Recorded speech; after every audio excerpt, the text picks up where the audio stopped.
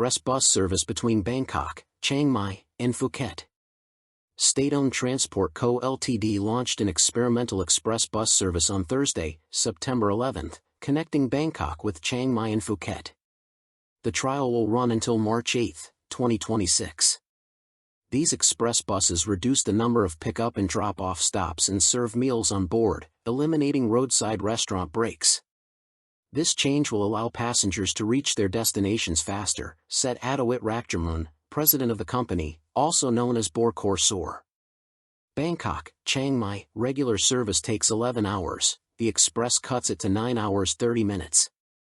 Bangkok, Phuket, regular service takes 13 hours, the express takes 12 hours. Bangkok, Chiang Mai details. Fare, 594 baht, about 16 euros. 2 round trips per day. Depart Bangkok, Chathachak/Mochit 2 terminal, at 8 p.m. Depart Chiang Mai at 6:30 p.m. Bangkok, Phuket details. Fare, 1,112 baht, about 30 euros. 2 round trips per day. Depart Bangkok at 5:25 p.m. Depart Phuket at 4:30 p.m. If successful, these express buses could become a popular budget-friendly alternative to domestic flights. Thailand, Cambodia border reopening talks. Caretaker Deputy Defense Minister Gen Nattaphon Narkphanit sought to calm concerns over plans to reopen certain border crossings between Thailand and Cambodia, stressing that several steps remain before any gates can be unlocked. He explained the plan is in its early stages, as Thailand must first assess Cambodia's trust and commitment on other issues. At the same time, he acknowledged the need to support local businesses hurt by fatal clashes in late July.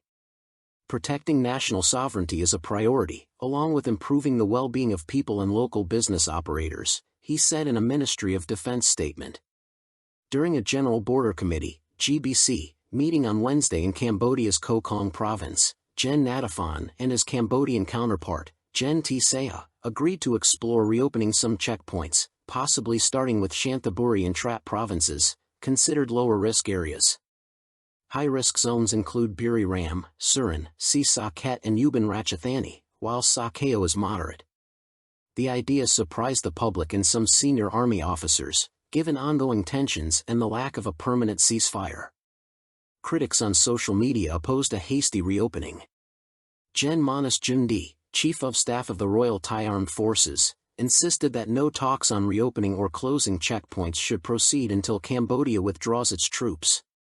He is also responsible for selecting sites for new border fences to strengthen security. The Defense Ministry clarified that reopening discussions were only in principle and would apply solely to goods, with human movement still banned for now.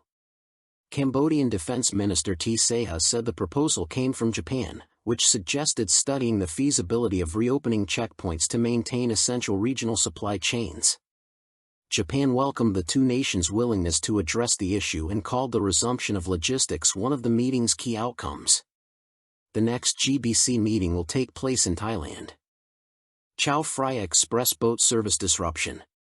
The Chao Phraya Express boat operator announced a temporary suspension of stops at the Krung Thon Bridge, Shanghai, pier starting Friday due to high water levels in the Chao Phraya River in Bangkok. The company said normal pickup and drop-off services at the pier will resume once water conditions return to normal and apologized for any inconvenience. Review of off-site detention rules.